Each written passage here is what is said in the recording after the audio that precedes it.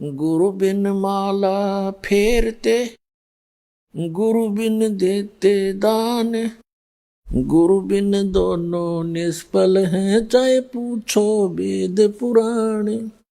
फिर क्या बताया है कि झूठे गुरु के आश्रय कदे न उधरे जीव, सच्चे पुरुष कबीर हैं आद परम गुरु पीव।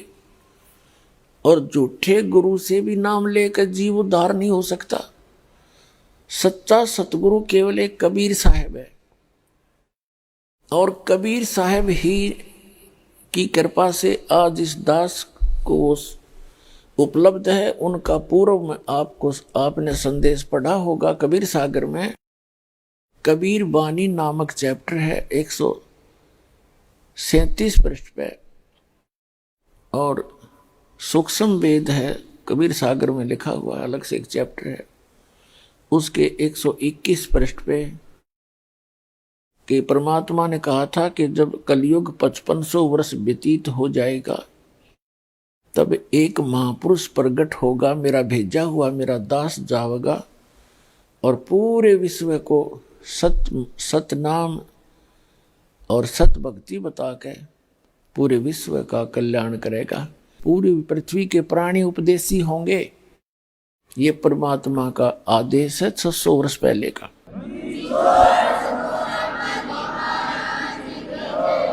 और अब वो सफल होगा पुण्यात्मा। आप देख रहे हो गांव गांव में, नगर नगर में परमात्मा के बच्चे, जिनको ये ज्ञान समझ में आ गया, उनको ये चिंता हो जाती है कि मेरा तो कल्याण हुआ। इस मत को दो राय है नहीं।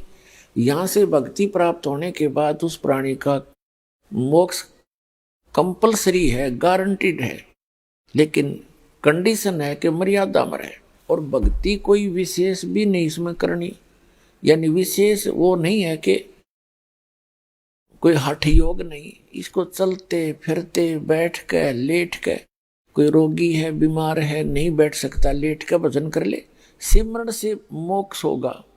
कबीर साहब कहता हूँ कई जात हूँ, और सुनता है सब कोई, और सुमरण से भला होगा ना तो भला नहीं होए, यानी सुमरण तय मोक्ष होगा।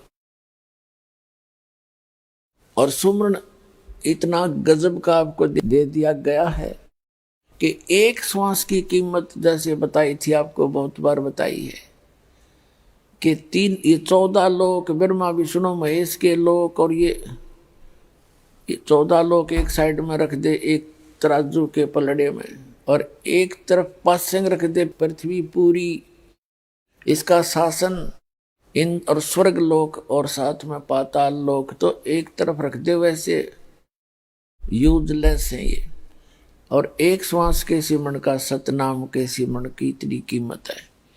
तो सिमरण आप ढंग से करते रहना, मर्यादा में रहना, भजन जरूर करना, लेकिन कसक के साथ करना। यहाँ से दिल उठाए रहना कि ये लोक ठीक नहीं है। जैसे एक परमात्मा ने कहा कि जैसे पर घर पावना रह उठाए चित, जिस प्रकार किसी दूसरे घर में कोई मेहमान गया हुआ हो और वहां उसकी कितनी आओ भगत हो रही हो, कितना रिस्पेक्ट हो रहा हो, एक दिन के बाद उसकी चिंता अपने घर की हो जाती है। उसको पता होता है कि मेरा ये ठिकाना नहीं है, तो वहाँ वो सब कुछ सुविधाएं प्राप्त करते हुए उसके मन में रह रहकर अपने घर आने की उमंग उठती ही रहती है। तो इस प्रकार आप यहाँ पर घर में रह रहे हो, आप दूसरे के स्थान पर रह रहे हो, आपका निज घर वो सतलोक है। जब तक जिस व्यक्ति, जैसे कोई व्यक्ति बाहर गया हुआ है रिश्तेदारी में और उसको घूटी पिला दी, और जब उसकी घूटी उतरे उसने फिर एक प्याली पिला दे, तो उसने चाहे 10 दिन रोक लो हुए, क्योंकि उसने होश को नहीं, उसमें नशे में पड़ा है। वहां पर जब नशा उतर जाएगा उसका तुरंत अपना घर, अपने बालक, अपने बच्चे, अपने काम तुरंत याद आएंगे और तुरंत चल पड़ेगा। तो इस काल ने आपका यहाँ भांग प्या रखी आपको सबको, इस झूठे सुख की। कबीर साहब कहते हैं झूठे सुख को सुख कहे ये मान रहा मनमोद, ये सकल चबीना काल का कुछ मुख में कुछ बोध।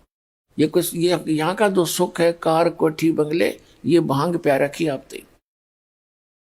और जब परमात्मा की एंटीबायोटिक कैप्सूलों से, मंत्र से, जाप से, ज्ञान से आपकी अभांग उतरेगी, फिर आपका चित्त उस सतलोक के अंदर ऐसे रहेगा जैसे पर घर में पावना यानी मेहमान रहता है। तो उस अतिथि के आए बिना आपकी मुक्ति नहीं होगी। तो इस ज्ञान को रह रहकर सुनना, भक्ति करते रहना। भक्ति से थोड़ी बन जावे पर करे कसकते, कसक के साथ करे और मर्यादा में रहता हुआ करे तो सफल होगे। भक्ति करनी अवश्य पड़ेगी।